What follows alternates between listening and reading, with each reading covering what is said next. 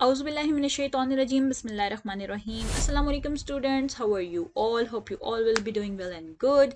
So जैसे कि आपको पता है हम अपना चैप्टर 2 स्टार्ट कर चुके हैं जो कि मोस्ट डिमांडिंग चैप्टर हमारा है और बहुत ही इंपॉर्टेंट चैप्टर है। और लास्ट वीडियो में हमने डिस्कस किया था अबाउट द कंप्यूटेशनल थिंकिंग और आज की वीडियो में हम डिस्कस करेंगे about computational artifacts. So without wasting our time let's start your video.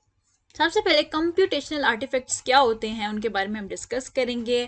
Artefacts वैसे मैं आपको बता देती हूँ, आर्टिफैक्ट्स होते हैं वो ऑब्जेक्ट्स जो कि हम लोग बनाते होते हैं कोई बड़ा प्रोजेक्ट बनाने के लिए। ये छोटी छोटी चीज़ें होती हैं जो कि बनाई जाती हैं कोई बड़े प्रोजेक्ट पे काम करने के लिए। यानी अगर आपने कोई भी बड़ा प्रोजेक्ट बनाना है उसके लिए आपको छोटी छोटी चीज़ों की ज़रूरत पड़ती है। जैसे हम फॉर एग्जांपल यहाँ पे ले लेते हैं, अगर आप लोगों ने कोई वेबसाइट बनानी है, वेबसाइट बनाने के लिए आपको टेम्पलेट्स वगैरह चाहिए हैं, टेम्पलेट्स आपको चाहिए, डिज़ाइंस चाहिए हैं, थीम चाहिए है, कलर्स वगैरह का, डिज़ाइनिंग वगैरह का प्रोसेस चाहिए है।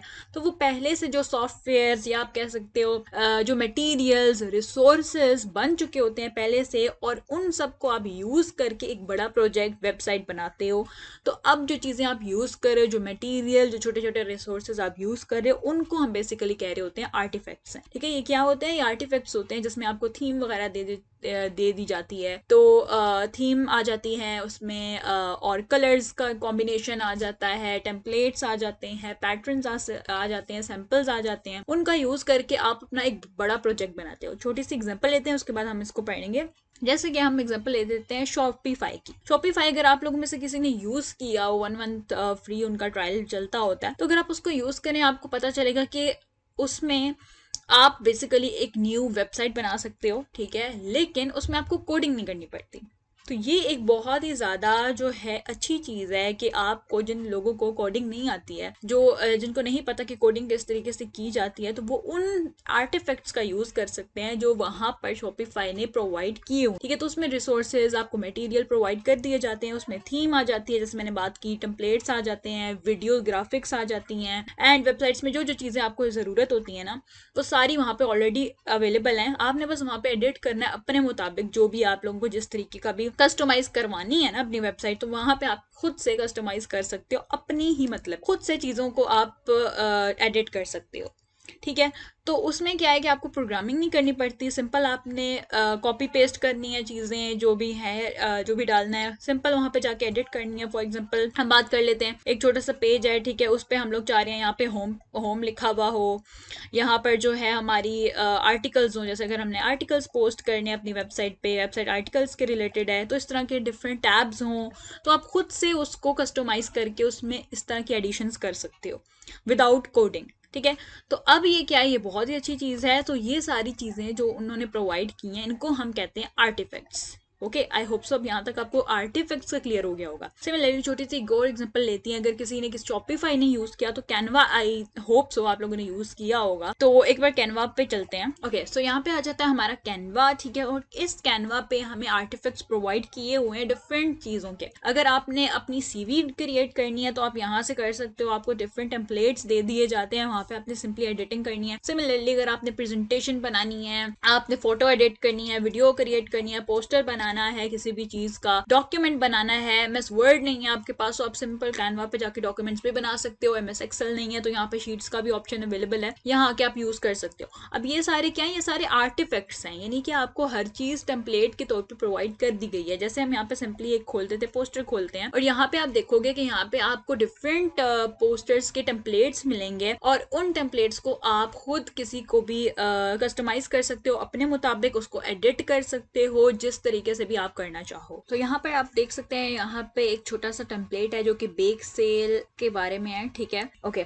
सो इसी तरीके से जो है डिफरेंट टेम्पलेट्स यहाँ पे आपको मिल सकते हैं, और आप यहाँ पे इसको कस्टमाइज भी कर सकते हैं, अपना नेम लिख सकते हैं यहाँ पे, जैसे कि मैंने यहाँ पे लिख दिया लर्निंग कैंप, ऊपर लर्निंग लिख देते हैं। इसमें आप साइज भी इसका जो है रिड्यूस कर सकते हैं, फॉन्ट साइज। ठीक है, और इसी तरीके से आप इसको पूरा कस्टमाइज कर सकते हैं, कलर्स भी चेंज कर सकते हैं, और सब कुछ यहाँ पे अवेलेबल है। ठीक है, सिमिलरली आप जहाँ पे डिफरेंट टेम्पलेट्स और भी ले सकते हैं। तो अब ये सब क्या है, ये सब आर्टिफैक्ट्स ही हैं जो आपको यहाँ पे प्रोवाइड कर दिए गए हैं, टेम्पलेट्स कह सकते हैं आप। और इसमें बहुत सारे डिफरेंट एलिमेंट्स भी हैं, टेक्स्ट कलर, टेक्स्ट साइज और ये सारी चीजें इसमें आ जाती हैं। सो आई होप सो यहाँ तक आपको क्लियर हो गया होगा कि आर्टिफैक्ट्स बेसिकली होते क्या हैं। अब बात करते हैं कंप्यूटेशनल आर्टिफैक्ट्स की। तो computational artifacts, wait a minute, okay.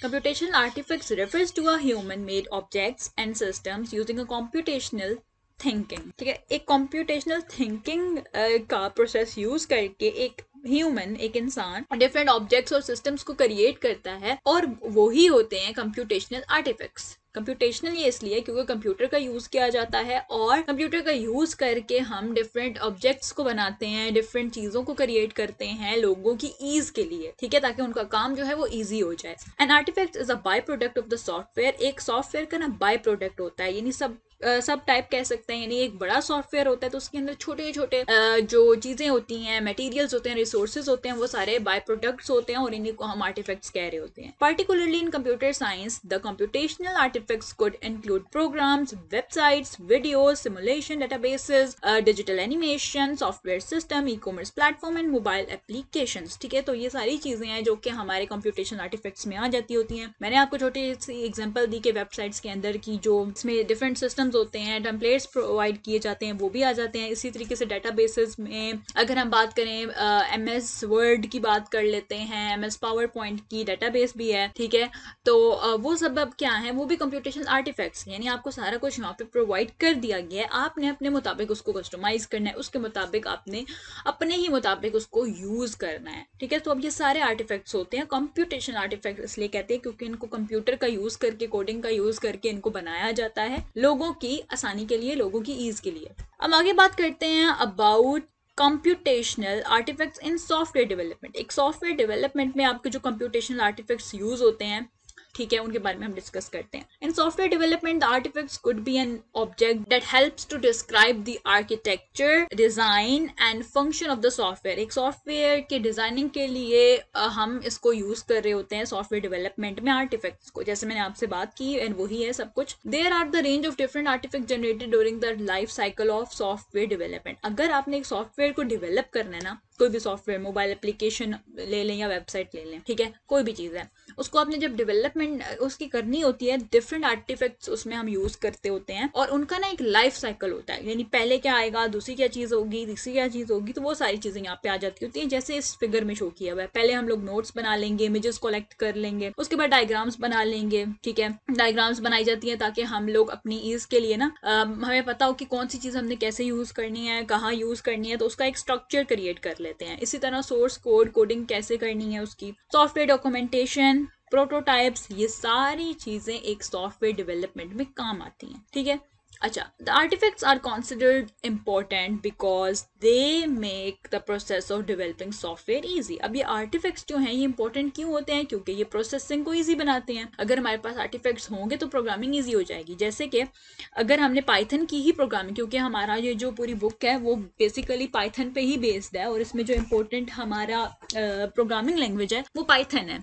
वैसे हमने सी लैंग्वेज पढ़ी थी, ठीक है, और सी लैंग्वेज का भी हम बोल सकते हैं कि सी लैंग्वेज या फिर पाइथन या C++, जो भी लैंग्वेजेस हैं, जो भी प्रोग्रामिंग लैंग्वेजेस हैं, ठीक है, टेक्निक्स हैं, इनके लिए हमें आर्टिफैक्ट्स की तो जरूरत पड़ेगी ना। अगर हमने कोडिंग भी कहीं पे करनी है तो कहीं तो करनी है ना, तो उसके लिए जो प्लेटफॉर्म प्रोवाइड किया जाता है, जैसे कि अगर हम छोटी सी एग्जांपल ले लेते हैं विजुअल स्टूडियो की, अगर हम विजुअल स्टूडियो को ही ले लें एक एग्जांपल के तौर पे, तो उसमें सारे आर्टिफैक्ट्स आपको दिए गए हैं, ठीक है। उसमें सारी प्रोग्रामिंग हुई हुई है कि क्या कमांड देने से, अगर हमने पाइथन यूज करना है, पाइथन उसमें हमने ले लेनी है, सिलेक्ट कर लेनी है, और उसमें कोडिंग पाइथन की होगी तभी वो रन होगा, तभी वो आप उसको यूज कर सकते हो, तभी उसे आप काम ले सकते हो। अदरवाइज अगर आप पाइथन में सी लैंग्वेज की कोडिंग कर रहे हो तो वो वर्क नहीं करेगा। तो ठीक है, उसको भी कस्टमाइज किया गया है और आप अपनी कोडिंग के थ्रू उसको यूज कर सकते हो अपने काम के लिए। अगर आपने वेबसाइट बनानी है तो वेबसाइट बनाने के लिए यूज करो, मोबाइल एप्लीकेशन बनानी है वो बना लो, गेम्स बनानी है गेम बना लो। तो यहाँ तक आई होप सो क्लियर हो गया होगा कि आर्टिफैक्ट्स बेसिकली क्या होते हैं। Now, the artifacts generated during computational thinking and software development process are the objects to be used before starting the coding phase.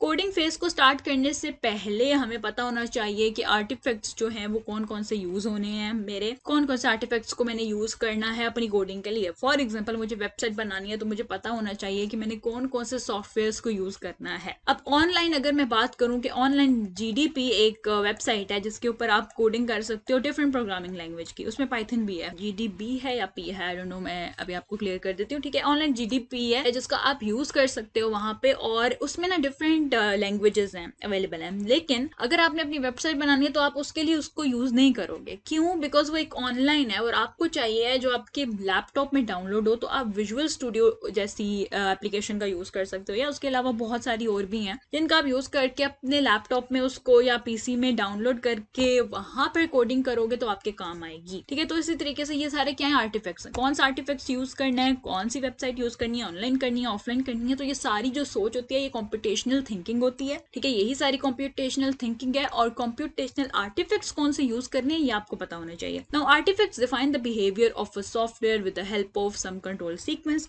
Bye using these artifacts, software developers can easily understand how software works without requiring going into the coding complexities. Coding की complexities में जाने के बजाय आप पहले जो processes करते हो उनको भी हम आर्टिफैक्ट्स कहते हैं. यानी अगर मुझे अपना एक प्रॉपर कोड, अपनी प्रॉपर वेबसाइट बनानी है, उससे पहले मुझे क्या क्या चाहिए है, क्या क्या मेरी रिक्वायरमेंट्स हैं, वेबसाइट है किस बारे में, कौन सी चीज है जिसको मैंने टारगेट करना है, मेरी ऑडियंस क्या होनी चाहिए, ये सारी चीजें मुझे पहले पता होनी चाहिए. जब मुझे सारा कुछ स्ट्रक्चर अपना पता होगा, वेबसाइट का मतलब और उसका मकसद पता होगा कि बेसिकली मेरी वेबसाइट बनाने का मकसद क्या है, what exactly I am serving to others. ठीक है, मैं सर्व क्या कर रही हूँ या कर रहा हूँ दूसरों को, तो मैं क्यों बना रहा हूँ वेबसाइट, क्यों बना रही हूँ वेबसाइट, तो ये चीज आपको पता होनी चाहिए. एप्लीकेशन बना रहे हैं तो क्यों बना रहे हैं, उसका उस एप्लीकेशन के पीछे आपका मेन मकसद क्या है, गोल क्या है आपका. ठीक है, तो अब उस गोल को अचीव करने के लिए आपको क्या क्या रिक्वायर है वो सारा आपको पहले पता होना चाहिए. उसको हम बोलते होते हैं आर्टिफैक्ट्स. ठीक है, उन आर्टिफैक्ट्स का. अब उन आर्टिफैक्ट्स में हमारे पास यहाँ पे डिफरेंट चीजें आ जाती हैं, जैसे कि नंबर 1 हमारे पास आ जाता है सोल्यूशन ऑफ डिजाइनिंग. ठीक है, कंप्यूटेशनल सोल्यूशन डिजाइन. ठीक है, इसमें डिजाइनिंग आ जाती है कि आपने डिजाइनिंग अगर करनी है एक सिस्टम की, एक वेबसाइट की, उसमें जो कंप्यूटेशनल थिंकिंग आपने यूज करनी है उसमें सबसे ज्यादा कॉमन कंप्यूटेशनल आर्टिफैक्ट्स कौन से हैं? 3 आर्टिफैक्ट्स हैं जो डिजाइन मेथड्स में आप यूज कर सकते हो. Number 1 algorithm, number 2 flow chart and number 3 is pseudo code. आज हम इन्हीं 3 के बारे में डिस्कस करेंगे. जब भी आपने किसी प्रोग्राम को डिजाइन करना होता है उसके लिए भी आपको पता होना चाहिए एल्गोरिथम क्या है, फ्लो चार्ट क्या है और स्यूडो कोड क्या है. ब्रीफली जल्दी से इसको समझ लेते हैं कि एल्गोरिथम जैसे हमने पढ़ा था कि स्टेप बाय स्टेप जो है इंस्ट्रक्शंस होती हैं जो कि आप देते होते हो खुद को एक्सप्लेन करने के लिए कि फॉर एग्जांपल मैंने अपना एक कोड बनाना है, मुझे एक कोड लिखना है, चाहे वो पाइथन का है, सी लैंग्वेज का है, C++ का है, किसी भी लैंग्वेज का है, मुझे अपना कोड लिखना है तो उसका एल्गोरिथम आपको पता होना चाहिए कि मुझे फर्स्ट स्टेप पे क्या करना है, सेकंड स्टेप पे क्या करना है, थर्ड पे क्या करना है, किस तरीके से उसको लेके चलना है. फ्लो चार्ट आप बनाते होते हो विजुअल रिप्रेजेंटेशन के लिए, ताकि आप विजुअली देख सको कि आपने किस तरीके से स्टेप्स जो हैं फॉलो करने हैं, सीक्वेंस क्या देनी है. तो उसके लिए flow chart algorithm almost same होते हैं. फ्लो चार्ट विजुअल होता है और एल्गोरिथम स्टेप बाय स्टेप होता है. स्यूडो कोड न्यू होगा आपके लिए, और स्यूडो कोड होता है बेसिकली ये थोड़ी बहुत होती मेन कोडिंग की ही टाइप है, बट ये एल्गोरिथम और मेन कोडिंग के दरमियान का एक पार्ट होता है. इन बिटवीन एक कोडिंग होती है जो हम करते होते हैं, बट ये कोडिंग आपकी नॉर्मल लैंग्वेज जो आप सिंपली बात करते हो उस लैंग्वेज को और आपकी कोडिंग को मिक्स करके होती है. यानी ये जो है सबसे ज्यादा यूजफुल, आप कह सकते हो कि ये ज्यादा यूजफुल होती है. एल्गोरिथम के बाद अगर कोई यूजफुल चीज है वो स्यूडो कोड है. क्यों? बिकॉज स्यूडो कोड में आप ना, फॉर एग्जांपल अगर मैंने पाइथन की बात की है तो मैं पाइथन की उसमें कमांड्स डाल के खुद को वहां पे एक्सप्लेन करने के लिए कमेंट्स या फिर ब्रैकेट में कोई भी चीज डाल दूंगी कि ये वाला जो स्पेसिफिक कोड है फॉर एग्जांपल इस काम के लिए यूज होगा. जैसे फॉर एग्जांपल मैंने अपने यूजर से, जो भी यूजर है वो इनपुट लेनी है. इनपुट लेने के लिए हम क्या यूज करते हैं? Inter a number. ठीक है, इंटर अ नंबर हम लोग लिखते होते हैं. ठीक है, तो अगर मैंने वहां पे कोड देना है इंटर अ नंबर, तो मैंने साथ में खुद को एक्सप्लेन कर देना है कि इंटर अ नंबर क्या करेगा, यूजर से एक इनपुट लेगा. ये चीज मैंने वहां पे मेंशन कर देनी है अपने लिए. अब ये स्यूडो कोड अपने लिए होता है, अपनी जो है अंडरस्टैंडिंग के लिए होता है, क्योंकि अगर आपकी अंडरस्टैंडिंग, आपके कॉन्सेप्ट्स क्लियर होंगे तो आप खुद से कोड बना सकोगे रियल वाला. ठीक है, तो ये जो होते हैं ये एक रियल कोडिंग के ना करने के फर्स्ट 3 स्टेप्स होते हैं, एल्गोरिथम, फ्लो चार्ट और pseudo code. Now these three serve as structured and systematic representation of a computational system. Structure मतलब कि एक organize और एक neat representation होती है, और systematic मतलब step by step होता है, first step, second step, third and so on. ठीक है, वो जो steps होते हैं इनकी representation को process करता है. अब algorithm जैसे मैंने आपको बता भी दिया है, यहाँ पे पढ़ भी लेते हैं कि while solving a problem using a computer, the first step is to think about the algorithm.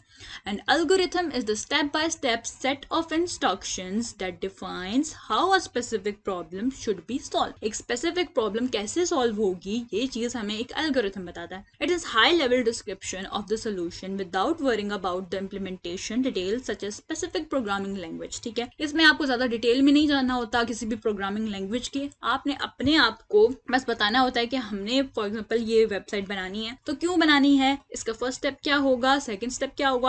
For example मुझे एक कोड बनाना है, जैसे मुझे अगर सम करवाना है, कैलकुलेटर बनाना है, वो सम भी करे, एडिशन भी करे, सब्ट्रैक्शन वगैरह सब कुछ करे, मल्टीप्लिकेशन, डिवीजन, रिमाइंडर सब लेके दे. तो एक कैलकुलेटर बनाने के लिए मुझे क्या क्या स्टेप्स लेने हैं, अपने प्रोग्राम को क्या क्या बताना है, वो एल्गोरिथम में मैंने स्टेप बाय स्टेप उसको एक सीक्वेंस दे देनी है. Now algorithm are normally written in natural language. इसको भी नेचुरल लैंग्वेज में लिखा जाता है, यानी अपनी ही लैंग्वेज में लिखा जाता है जो आपके लिए अंडरस्टैंडेबल होती है.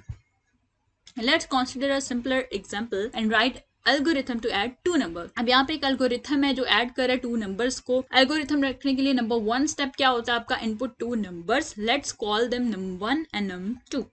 ठीक है, एक एल्गोरिथम है जिसमें हम num1 या num2 करके इसको हम नाम दे देंगे, और ये हमारा फर्स्ट स्टेप होगा. सेकंड स्टेप पे हमने एडिशन करवा देनी है, add num1 and num2 together. 3 पे हमने store the result in a variable, let's call it sum. अगर हम सम का वेरिएबल ले रहे हैं तो उसके अंदर इन दोनों की वैल्यूज को स्टोर करवा दो, और नंबर 4 पे उनको आउटपुट करा दो. अब ये हमारा एक छोटा सा एल्गोरिथम रेडी हो गया है. 4 स्टेप्स के अंदर हमारा एक छोटा सा प्रोग्राम जो कि सम का प्रोग्राम था, वो हमारा उसका एल्गोरिथम बेसिकली रेडी होके हमारे पास आ गया. इसी को अगर हम फ्लो चार्ट में कन्वर्ट करें तो फ्लो चार्ट पहले होता क्या है, इज अनदर टूल होता है कि used in the process of algorithm design. Algorithm की ही डिजाइनिंग के लिए हम इसको यूज करते हैं. This provides a visual representation of flow and logic using defined symbols, and flow charts are mostly helpful in explaining complex loops and decision making processes. जो भी आपके कॉम्प्लेक्स लूप्स होते हैं, जैसे फॉर लूप हो गया, डिसीजन मेकिंग के जो प्रोसेसेस होते हैं, फॉर एग्जांपल यस और नो के प्रोसेसेस जो अभी हम आगे करेंगे भी. ठीक है, आज की वीडियो में हम डिस्कस करेंगे डिसीजन मेकिंग के बारे में. तो किस तरीके से डिसीजन मेकिंग की जाती है, किस तरीके से लूप्स को चलाया जाता है, तो फ्लो चार्ट ना इस चीज में बहुत ज्यादा अच्छी रिप्रेजेंटेशंस बताता है, विजुअल. ठीक है, और बहुत ही वो इजी टू अंडरस्टैंड होती हैं. ठीक है, अब यहाँ पे छोटी सी उसने वही एग्जांपल सेम ली है जिसमें हमने एल्गोरिथम बनाया था. अब हम उसको फ्लो चार्ट में कर रहे हैं, ऐड टू नंबर्स यहाँ पे. ठीक है, सबसे पहले आपको पता है जब भी हमने स्टार्ट या स्टॉप करना होता है प्रोग्राम को, हम ओवल शेप यूज करते हैं और उसके अंदर हम स्टार्ट लिखते हैं और स्टॉप लिखते हैं एंड पे. स्टार्ट के बाद हमारे पास क्या है, इनपुट लेनी है हमने. सेकंड स्टेप हमारा क्या है, input two numbers, let's call them num1 and num2. Input ले लिया हमने टू नंबर्स का, num1 और num2 का. ठीक है, ओके. देन वो जो होता है पैरेललोग्राम में होता है, ये पैरेललोग्राम की शेप दे दी. एंड देन जब हमने प्रोसेसिंग करवानी होती है, किसी भी चीज को ऐड करवाना है, सब्ट्रैक्ट करवाना है, मल्टीप्लाई करवाना है, या कोई भी चीज करवानी है, तो वो प्रोसेसिंग हमारी एक रेक्टेंगुलर शेप में होती है. जैसे हमने ऐड दी है, वैसे हम सम दे देते होते हैं, SUM sum equal to and so on. ठीक है, यहाँ पे हमने ऐड का वेरिएबल यूज कर लिया और num1 प्लस num2 करवा दिया. देन आउटपुट के लिए और इनपुट के लिए हमने बात की कि पैरेललोग्राम यूज होता है, तो आउटपुट हमने किसको करवाना है, कौन सा वेरिएबल, ऐड का वेरिएबल, तो हमने ऐड लिख दिया और एंड में स्टॉप कर दिया. ठीक है, तो आई होप सो एक छोटा सा आपको फ्लो चार्ट समझ में आ गया होगा. तो इस तरीके से फ्लो चार्ट को भी बनाया जाता है. एंड लास्ट पे हमारे पास आ जाता है pseudocode. Once you have devised an algorithm, now it's time to create pseudocode. यानी एल्गोरिथम के बाद डायरेक्टली आप सूडोकोड बना सकते हो. आपको फ्लो चार्ट जरूरी नहीं है बीच में बनाना, but if you want you can make flow chart as well. ठीक है, pseudocode is an intermediate step between the algorithm and actual programming code. जैसे मैंने आपको पहले भी बताया था कि एल्गोरिथम और एक्चुअल प्रोग्रामिंग कोड के बिटवीन में एक सूडोकोड आता है, और सूडोकोड एल्गोरिथम से भी ज्यादा रिलायबल, ज्यादा यूजफुल होता है. It's a more structured and semi formal way of representing the algorithm using a combination of natural language and simplified programming constructs. जो simplified programming आपकी होती है उसको natural language को mix match करके और algorithm की representation को mix करके बनाया जाता है pseudocode. pseudocode भी algorithm की तरह step by step ही होता है, एक sequence में होता है, सबसे first पे क्या होगा, second पे क्या होगा, third पे क्या होगा. Coding भी इसमें हम थोड़ी बहुत बता रहे होते हैं कि हमने एक स्पेसिफिक चीज के लिए कौन सा कोड यूज करना होता है. फॉर एग्जांपल अगर पाइथन की प्रोग्रामिंग ले रहे हैं तो पाइथन में हम कौन सा कोड यूज करेंगे वो हम एक जगह लिख लेते होते हैं. इसी तरीके से अगर आपने किसी और टॉपिक के बारे में करना है डिस्कस तो आप मतलब किसी और प्रोग्रामिंग लैंग्वेज के बारे में करना है तो आप किसी और प्रोग्रामिंग लैंग्वेज को भी ले सकते हैं. ठीक है, तो इस तरीके से आप अपना स्यूडो कोड रेडी करते हैं. And it also helps in explaining the logic and structure of the algorithm before starting program. एक प्रोग्राम को स्टार्ट करने से पहले आपके एल्गोरिथम को भी, उसकी लॉजिक को, उसके स्ट्रक्चर को ये स्यूडो कोड एक्सप्लेन कर देता होता है. It can be thought of as a detailed plan of how the algorithm should be implemented. यानी आप ये कह सकते हो कि ऐसा ये थॉट है, एक ऐसा प्लान है, एक डिटेल प्लान है जो कि एल्गोरिथम की इंप्लीमेंटेशन पे हमारे काम आता है. एल्गोरिथम हमने बना दिया कि स्टेप बाय स्टेप ये था. अब उसकी इंप्लीमेंटेशन के लिए हमें कोड चाहिए होगा. अब वो कोड क्या लिखना है, क्या कमांड देनी है हमने अपने सॉफ्टवेयर को. ठीक है, जो कमांड्स हमने यूज करनी है, जो कोड हमने यूज करना है वो हम सूडो कोड में लिखते होते हैं. अब सूडो कोड में हमारे पास यहाँ पे उसने छोटी सी वही सेम एग्जांपल ले लिया, ऐड 2 नंबर्स की. अब कैसे लिखेंगे, स्टेप 1 हमारा क्या आएगा, ये कमेंट्स के लिए आपको याद होगा यूज करते होते हैं. ठीक है, कमेंट इसी फॉर्म में दिया जाता है तो टेंशन की बात नहीं है. अब सबसे पहले स्टेप 1 आ गया, ये समझ लें एल्गोरिथम है. Step 1 input 2 number. स्टेप 1 हमारा इनपुट 2 नंबर. अब उसको किस तरीके से करना है कि हमने इनपुट लेनी है, ये इनपुट लेनी है. इनपुट में हमने क्या लिखना है, एंटर द फर्स्ट नंबर. ठीक है, अब वो फर्स्ट नंबर किस में जाएगा, इनटू num1. ठीक है, अब थोड़ी बहुत आपको समझ आ रही होगी कि ये हम मेन कोडिंग में यूज नहीं करते. ये टर्म्स हम कभी भी मेन कोडिंग में इनटू का वर्ड तो यूज करते ही नहीं. ठीक है, लेकिन हमें ये बात समझ आ रही है कि ये वाला जो कोड है ना, ये वाला, ये क्या करेगा, इनपुट करेगा. इनपुट किसको लेना है हमने, एंटर द फर्स्ट नंबर, और उसको हमने किस में इनपुट करवानी है, इनटू num1. अभी अपनी अंडरस्टैंडिंग के लिए सूडो कोड हमने लिखा. इसी तरीके से नेक्स्ट लाइन में हमने लिखा कि input second number, enter the second number into num2. आप पूरा भी लिख सकते हो कि it will assign a number into num1. It will assign the second number into num2. ठीक है, तो इस तरीके से आप पूरी कमांड भी लिख सकते हो. इट्स अप टू यू, क्योंकि सूडो कोड आप अपना बना रहे हो, खुद बना रहे हो अपनी अंडरस्टैंडिंग के लिए, तो इट्स अप टू यू कि आप किस तरीके से उसको देना चाहते हो. स्टेप 2 में हमारे पास क्या आ जाएगा, दोनों को एडिशन करवानी है. Add the 2 numbers and store result in sum. ठीक है, सम के अंदर हमने उसको स्टोर करवा दिया. सम ये नहीं आएगा, यहाँ पे इक्वल आता है. ठीक है, ये अपनी बुक में करेक्शन कर लें. Sum equal to num1 plus num2 आ जाएगा. तो num1 और num2 का जो भी नंबर है, फॉर एग्जांपल 2 + 1 है, तो वो स्टोर हो जाएगा सम के अंदर. इसी तरीके से स्टेप 3 में क्या होगा, आउटपुट द रिजल्ट. अब आउटपुट लेने के लिए हम क्या लिखेंगे, आउटपुट कैसे देंगे. आउटपुट के लिए हम क्या यूज करेंगे, the sum of 2 numbers is, आगे सम डाल देंगे. यानी कि, या फिर हम इसमें भी लिख सकते हैं इनटू सम. यानी सूडो कोड में ना आप अपनी मर्जी करते हो, जैसे मर्जी आप कोड डालो. अब ये वाला सूडो कोड सिर्फ पाइथन में नहीं, आप सी लैंग्वेज में भी यूज कर सकते हो. क्योंकि हमारी ये बुक जो है, इसमें मेन हमारा जो प्रोग्रामिंग लैंग्वेज है वो पाइथन है, इसलिए मैं इसको आपको पाइथन के ही थ्रू समझाती हूँ कि पाइथन में हम किस तरीके की कोडिंग करते हैं. Enter the first number, enter the second number, ये सारी जो चीजें होती हैं ना, ये हर प्रोग्रामिंग लैंग्वेज में हम यूज कर रहे होते हैं. ठीक है, लेकिन पाइथन में किस वे में यूज करते हैं वो भी हम अंडरस्टैंड करते हैं. ओके, सो यहाँ पर मेरे पास कोड आ गया और मैंने एक छोटा सा कोड जो है ऑनलाइन GDB में लिख दिया है. GDB है ये. ठीक है, और यहाँ पे आप पाइथन 3 का यूज करके आप यहाँ पे अपने पाइथन की प्रोग्रामिंग कर सकते हो ऑनलाइन. ठीक है, अब num1 है. num1 मेरा क्या एक वेरिएबल है, इक्वल टू मैंने इंट दिया. इंट क्या है, डाटा टाइप. ठीक है, डाटा टाइप के बाद मैंने ब्रैकेट लगाई, इनपुट दी. ठीक है, इनपुट के बाद मैंने क्या लिखा, इंटर फर्स्ट नंबर. ठीक है, उसको हमने कोटेड इन्वर्टेड कोमास के अंदर इसको डाल दिया है. एंड देन नंबर 2 में हमने फिर इंट लिया. अगर आप चाहो तो आप फ्लोट लिख सकते हो. अगर आपने पॉइंट्स में कोई भी नंबर इंटर करवाने हैं तो आप पॉइंट में दे सकते हो. देन हमने सम रिजल्ट का एक ले लिया वेरिएबल, या सम रिजल्ट का नहीं लेते, सम ले लेते हैं. और यहाँ पे भी फिर मुझे सम ही लेना पड़ेगा. ठीक है, सम का वेरिएबल है और सम के अंदर हमने num1 प्लस num2 को स्टोर करवा देना है, जो भी वेरिएबल होगी. फिर हमने प्रिंट की कमांड दी और प्रिंट के लिए हम क्या करेंगे, the output of num1 and num2 is sum. Sum की जो भी वैल्यू है वो यहाँ पे स्टोर हो जाए. अब इसको हम रन करते हैं. यहाँ पे इसने मुझसे पूछा एंटर फर्स्ट नंबर, मैंने यहाँ पे लिख दिया 5. एंटर करने के बाद उसने मुझसे सेकेंड नंबर पूछा, मैंने लिख दिया 8. यहाँ पे उसने मुझे आंसर दे दिया the sum of 5 and 8 is 13। 5 और 8 क्यों आया? क्योंकि num1 की जगह वो उसकी वैल्यू स्टोर करेगा जो भी यूजर ने पुट किया है, num2 की जगह उसकी वैल्यू स्टोर करेगा जो यूजर ने पुट किया है, और इसके बाद जो उसने यहाँ पर सम की जगह डाल दिया 13, वो उसका आंसर है जो सम का यहाँ से बोलेगा, यानी जब ऐड करेगा सम में पुट करेगा और सम का आंसर नेक्स्ट लाइन में पुट कर देगा। तो आई होप सो यहाँ तक आपको क्लियर हो गया होगा ये प्रोग्राम किस तरीके से होता है, और इस तरीके से हम अपनी जो है रियल प्रोग्रामिंग करते हैं। सूडो कोड में क्या था? सूडो कोड में हमने सिंपल ये दिया था कि इनपुट हमने कौन सी करवानी है, enter the first number. Enter the first number जो होगा वो किस में इंटर होगा, हमने आगे लिखा था इनटू num1, ठीक है, num1 के अंदर वो चला जाएगा। इसी तरह से इनपुट हमने सेकंड नंबर करवाना है, एंटर सेकंड नंबर, तो हमने यहाँ पे लिखा था सूडो कोड में इनटू num2। तो ये अपनी अंडरस्टैंडिंग के लिए हम लोग लिखते होते हैं, ठीक है। तो आई होप तो यहाँ तक आपको क्लियर हो गया होगा ये प्रोग्राम। नेक्स्ट यहाँ पे एक चीज जो समझने वाली है ये इसके थ्रू वो ये है, however it is important to note that the above sequence can vary depending on the complexity of the problem and your personal preferences. आपके अपने प्रेफरेंसेस, आपके अपने पर्सपेक्टिव एंड ओपिनियन पे ये चीज़ डिपेंड करती है कि आपने अपने प्रॉब्लम को या अपने प्रोग्राम को किस तरीके से किस वे में लेके चलना है।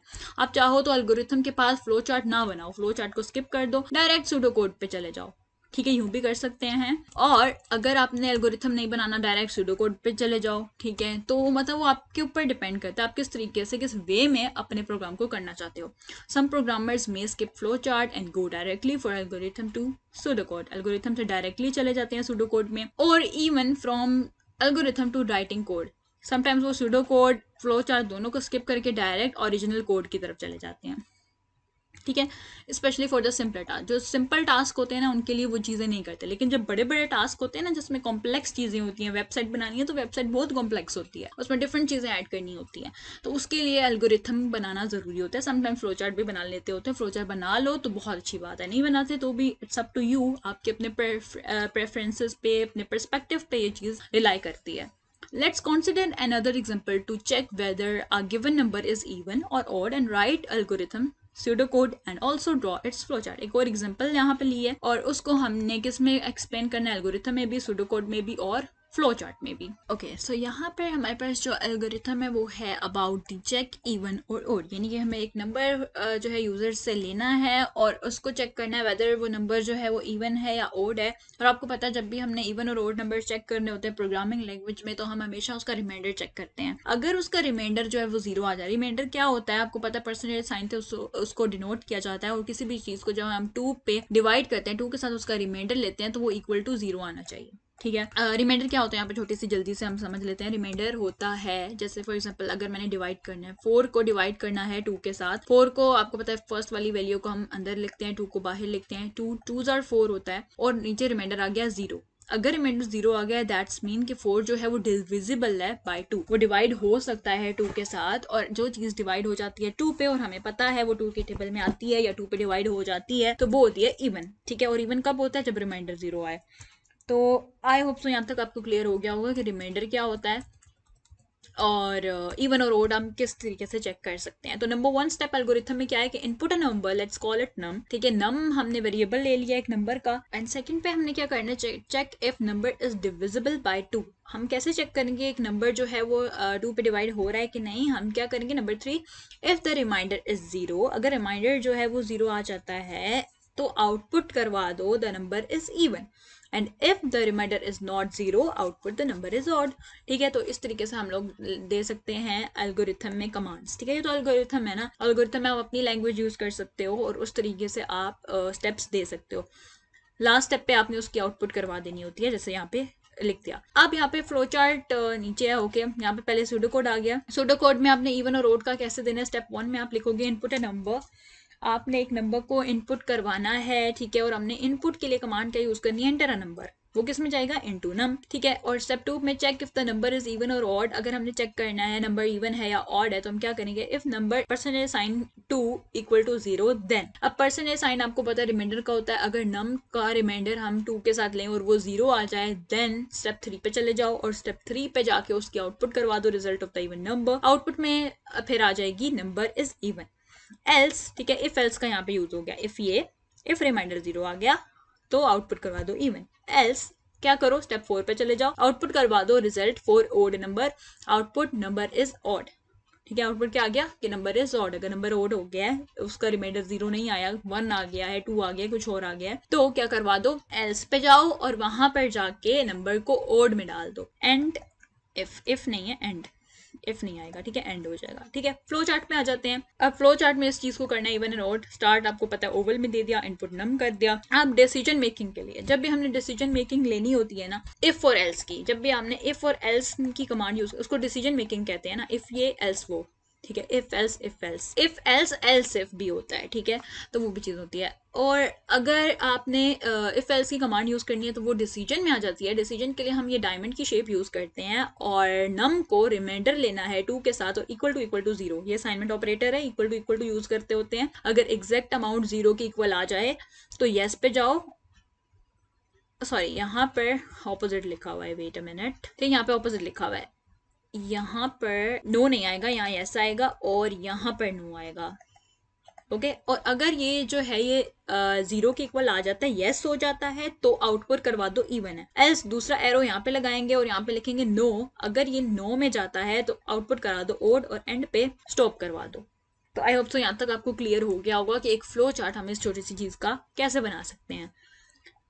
लास्ट पे हम समझ लेते हैं अपनी एल्गोरिथम को, कि जब हमने एल्गोरिथम की डिजाइनिंग करनी होती है तो हम किस तरीके से करते हैं। ठीक है, ये तो सारा था ओवरऑल, ठीक है, एल्गोरिथम, सूडोकोड, फ्लो चार्ट, हर चीज थी। एल्गोरिथम लिखने के लिए हम क्या करते होते हैं, the primary goal of pseudocode is to convey the algorithm logic in a clear and understandable way irrespective of specific programming language conventions. ठीक है, इसमें क्या होता है, क्लियर और अंडरस्टैंडेबल लैंग्वेज का यूज किया जाता है, ठीक है, ताकि आप सूडो कोड को भी एल्गोरिथम की लॉजिक इजीली एक्सप्लेन कर सको, यानी सूडो कोड में एल्गोरिथम को अच्छे से समझ सको। Pseudo code writing is not standardized and there isn't a universal set of rules for formatting. ठीक है, सूडो कोड के लिए ना जो भी एल्गोरिथम है, जो भी स्टेप्स हैं, एल्गोरिथम क्या होता है, बेसिकली स्टेप्स होते हैं। यहाँ पे जो एल्गोरिथम की बात हो रही है वो नॉर्मल एल्गोरिथम की बात नहीं हो रही, सूडो कोड की बात हो रही है। सूडो कोड में यूज होने वाला एल्गोरिथम, उसकी डिजाइनिंग की बात हो रही है, तो कंफ्यूज नहीं होना। ठीक है, अब सूडो कोड में ना वो बोल रहा है कि कोई यूनिवर्सल सेट ऑफ रूल्स नहीं है कि आपने इसी तरीके से उसको करना है, इट्स अप टू यू, आप जैसे मर्जी करना चाहो। However certain conventions are commonly use, लेकिन कुछ कन्वेंशन है जो कॉमनली यूज होती हैं, तो आप इस तरीके से कर सकते हो। जो गाइडलाइंस आपको आगे अवेलेबल हैं तो आपने उन पर स्ट्रिक्ट नहीं रहना, ये स्ट्रिक्ट रूल्स नहीं है, आपने उस पर स्टिक नहीं कर जाना, बल्कि अपनी प्रेफरेंसेस और रिक्वायरमेंट्स के मुताबिक आपने अपना सोल्यूशन क्रिएट करना होता है। यहाँ पे उसने हमें फॉन्ट साइज और स्टाइल के बारे में बता दिया है। सूडो कोड में आपने फॉन्ट साइज और स्टाइल जो है वो इस तरह रख सकते हो कि वो प्लेन होना चाहिए, इजी टू अंडरस्टैंड होना चाहिए फॉन्ट। फॉर एग्जांपल एरियल का फॉन्ट जो है वो नॉर्मल हर जगह यूज होता है, एरियल नहीं तो आपको पता टाइम्स रोमन यूज होता है।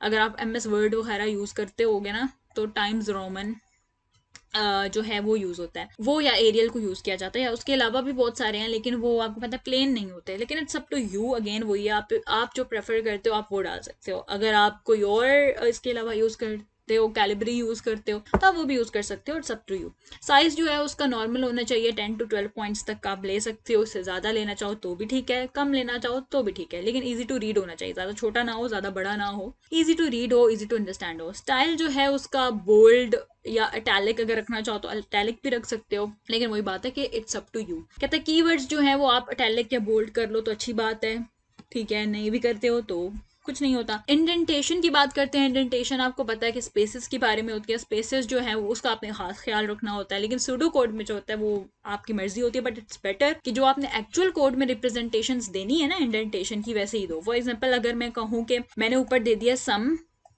इक्वल टू A+B, ठीक है, और नीचे मैंने प्रिंट की कमांड जो है टैब देगी या स्पेसेस देके यहाँ डाल दी है, तो वो मुझे एरर देगा, रियल कोड में मुझे एरर देगा। सूडो कोड में आप ये काम कर सकते हो, बट इट्स बेटर कि सूडो कोड में भी आप वैसे ही लिखो जो आपने ओरिजिनल में देना है। ठीक है, तो आप क्या करोगे कि बिल्कुल सम के नीचे से स्टार्ट करोगे, प्रिंट एंड सो ऑन। ठीक है, तो आई होप सो यहाँ तक आपको क्लियर हो गया होगा। इंडेंटेशन ये होती है स्पेसेस के बारे में, तो वो बोलता है 2 to 4 स्पेसेस जहाँ पे रिक्वायर्ड हो वहाँ पे आप इंडेंटेशन डाल सकते हो, otherwise there is no need to give indentation in these type of things, जैसे मैंने आपको एग्जांपल दिया। केस में आ जाते हैं कि केस होता है, जैसे अगर केस सेंसिटिव नहीं है ना आपका pseudo code, it's up to you. अगर आप अपने सूडो कोड को केस सेंसिटिव बनाना चाहते हो तो फिर आप तो मतलब अपनी मर्जी से कर लो। केस सेंसिटिव क्या होता है सबसे पहले मैं वो बता दूं। अगर आपकी प्रोग्राम जो है वो केस सेंसिटिव होगा तो आपके ए और आपका कैपिटल ए, इन दोनों का मीनिंग डिफरेंट होगा। यानी जैसे हमने पढ़ा था ना कि ए की बाइनरी कोड 0 1 0 1 ये होगा, तो बड़े वाले ए का 1 बड़े वाले ए का 0 1 1 0 यानी डिफरेंट होगा। छोटा ए बड़े ए से डिफरेंट होता है केस सेंसिटिव में। लेकिन अगर आपने स्यूडो कोड को केस सेंसिटिव नहीं रखना है तो फिर तो आप जैसे मर्जी कर लो। फिर आप क्या करोगे, आपके जो वो बोलता है कि अगर आपने कीवर्ड्स डालने ना, जैसे फॉर लूप का यूज करना है, इफ कंडीशन का यूज करना है, तो या तो आप उसको छोटा रख लो, बाकी चीजों को कैपिटल कर दो, ठीक है, इन चीजों को कैपिटल कर दो, या फिर इन चीजों को कैपिटल कर दो, बाकी चीजों को छोटा कर दो। जैसे वेरिएबल देंगे 4 है ना, फोर लूप अगर हम लगा रहे हैं, 4 के आगे आपको पता है यूं लगता है इंट, और आगे मैं यहाँ पे आई दे दूं, तो वो बोलता है कि 4 आप कैपिटल भी कर सकते हो, इंट आप कैपिटल रख लो, आई को छोटा ही रहने दो, यानी जो वेरिएबल है उसको छोटा रहने दो, इस तरीके से भी कर लो। तो यानी वो आपके ऊपर डिपेंड करता है। आपने सूडो कोड को केस सेंसिटिव बनाना है तो फिर ऐसे काम नहीं करो, और अगर आपने केस सेंसिटिव नहीं बनाना तो फिर आप ऐसे काम भी कर सकते हो। लाइन नंबर्स मतलब कि अगर आपने लाइन नंबर देना है कि फर्स्ट स्टेप जो है 1 ये, नंबर 2 पे मुझे इंटर सेकंड नंबर, नंबर 3 पे इंटर थर्ड नंबर, नंबर 4 पे सम अप 1 and 2 ब्ला ब्ला ब्ला, ठीक है। तो इस तरीके से अगर आपने ये वाली नंबर लाइन देनी है तो आप दे सकते हो, नहीं देनी तो भी सही है। कमेंट्स देना चाहो तो कमेंट्स दे सकते हो। कमेंट्स हमने 2 टाइप्स के पढ़े थे, एक सिंगल लाइन कमेंट और एक मल्टीपल कमेंट्स होते हैं। जो सिंगल लाइन कमेंट होता है वो इस तरीके से आता है, जैसे हमने ऊपर भी पढ़ा था कि इस तरीके से स्लैश दी जाती है और उनके आगे हमने अपनी एक लाइन दे देनी होती है। इसमें क्या होता है मल्टीपल लाइन में कि अगर आपने डिफरेंट फॉर एग्जाम्पल 1 2 3 लाइन्स है, उन सबको कमेंट करना है, स्लैश डालेंगे, एस्टेरिक डालेंगे, जो स्टार होता है वो एंड भी कर देंगे तो पहले स्टार आएगा, एस्टेरिक आएगा और उसके बाद हमारे पास स्लैश आएगी,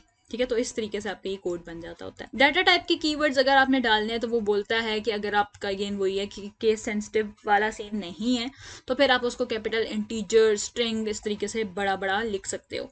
और वेरिएबल की असाइनमेंट और डिक्लेरेशन की अगर हम बात करें कि अगर आपने वेरिएबल को डिक्लेयर करना है, उसको सिंपली डिक्लेयर करो by mentioning them, assignments are मतलब के सिंपल मेंशन कर दो। फॉर एग्जांपल मुझे एक वेरिएबल बनाना है with the name of some, तो मैं डायरेक्ट सम लिख दूंगी विदाउट डिक्लेयरिंग, मैं उसको डिक्लेयर नहीं करूंगी, सिंपल सम का यूज कर सकती हूँ। अगर डिक्लेयर करना चाहूँ, फॉर एग्जांपल मैंने सम इक्वल टू 0 करना है तो कर भी दूं तो भी इशू नहीं है, ना करूँ तो भी इशू नहीं है, क्योंकि ये सीडो कोड है, रियल कोड नहीं है। असाइनमेंट का है कि अगर आपने असाइन करना है वेरिएबल किसी को, ये गलत लिखा हुआ है, ये यूं है, ये गलत है, ठीक है, ये कॉलन और इक्वल, यानी कि अगर आपने एक वेरिएबल असाइन किया, जैसे मैं सम ही ले लेती हूँ, sum equal to A plus B भी लिख सकती हूँ, ठीक है, या फिर sum colon A plus B भी लिख सकती हूँ, दोनों फाइन है, सूडो कोड में दोनों चलेगा, ठीक है। कॉमन ऑपरेटर्स जो होते हैं वो स्टैंडर्ड ऑपरेटर होते हैं, प्लस माइनस के, एस्टेरिक, डिसीजन मेकिंग वाले, ये सारी चीजें कॉमन ऑपरेटर होते हैं, आप ये भी यूज कर सकते हो। की कमांड्स होती हैं जैसे कि की commands like input, output, for, if, while, ये सारी की कमांड्स होती हैं, ठीक है। तो ये भी आप यूज करना चाहो तो कर सकते हो। जैसे हमने ऊपर पढ़ा था ना सूडो कोड में कि उसने आउटपुट लिख दिया, आउटपुट ये, ठीक है, इनपुट ये, ठीक है। तो ये सारी चीजें आप सूडो कोड में कर सकते हो। याद रहे कि ये एल्गोरिथम डिजाइन सूडो कोड का है, ठीक है। तो आई होप सो यहाँ तक आपको क्लियर हो गया होगा पूरा कि हमें सूडो कोड में कैसे चीजें लिखनी होती है, एल्गोरिथम क्या होता है, फ्लो चार्ट किस तरीके से काम करता है और किस तरीके से हम इनको यूज करते हैं। अब ये पेपर पॉइंट ऑफ व्यू से आप लोगों का ये बहुत ज्यादा इंपॉर्टेंट है। फ्लो चार्ट आपको एग्जाम में आ जाता होता है कि फ्लो चार्ट किसी भी टॉपिक पे आपको आ जाएगा कि बनाएं, ठीक है। उस चीज का आपने फ्लो चार्ट बनाना सीखना है अच्छे तरीके से। और आपको पता है हमने ग्रेड 10 में भी डिस्कस किया था, अगर आपको फ्लो चार्ट को समझना है तो वो वीडियो देख लें, क्योंकि आपके जो ग्रेड 11 में ना फ्लो चार्ट की ज्यादा एक्सप्लेनेशन नहीं है, लेकिन एग्जाम में आ सकता है, इसलिए बेटर है कि आप ग्रेड 10 वाली वीडियो भी देख लें फ्लो चार्ट की। डिस्क्रिप्शन में उसका लिंक आपको मिल जाएगा, आप वो जाके देख सकते हैं। एंड एल्गोरिथम भी अगर आपको बहुत ज़्यादा अंडरस्टैंडिंग चाहिए तो आप देख सकते हैं वीडियो, अदरवाइज एल्गोरिथम की ज़्यादा डिटेल में जाने की जरूरत नहीं है, जितना आपने अभी समझा है वो वही बहुत है। सूडो कोड बहुत ज़्यादा इंपॉर्टेंट है जो हमने आज फर्स्ट टाइम पढ़ा है, और जो भी हम लोगों ने चीज़ें डिस्कस की हैं उनको आपने अच्छे तरीके से समझना है। वीडियो कहीं से भी आपको समझ नहीं आई, बैक करके आप दोबारा देख सकते हैं। कोई और क्वेश्चन है इसके अलावा तो आप कमेंट सेक्शन में वो भी कर सकते हैं, but you have to know the difference between algorithm and pseudo code specially, क्योंकि हो सकता है आपके एग्जाम में डिफरेंसेस के क्वेश्चन आ सकते होते हैं कि what is the difference between algorithm and pseudo code, तो आपको पता होना चाहिए इन दोनों का डिफरेंस क्या है। आई होप सो आज की वीडियो आपको समझ में आ गई होगी, अच्छी लगी होगी, और अगर आप लोगों को वीडियो अच्छी लगी है तो लाइक करना जरूर, लाइक करना बिल्कुल भी ना भूलें, और चैनल को सब्सक्राइब करें, ठीक है, ताकि हमारी जो न्यू वीडियोस हैं, नोटिफिकेशंस हैं, वो आपको साथ साथ मिलती रहें। एंड कमेंट सेक्शन में अपना फीडबैक जरूर दिया करें कि आपको वीडियो कैसी लगी है, कहाँ से आप लोगों को ज्यादा अच्छी लगी है, कौन सा पॉइंट जो है वो आपको ज्यादा अच्छे से समझ आया, कौन सा पॉइंट समझ नहीं आया। आप सारे फीडबैक्स दे सकते हैं, आपके कमेंट्स इंशाल्लाह हम जरूर रीड भी करते हैं और रिप्लाई भी करते हैं। अपना बहुत ज्यादा ख्याल रखिएगा, अल्लाह ताला आपको कामयाब करे। अल्लाह हाफिज।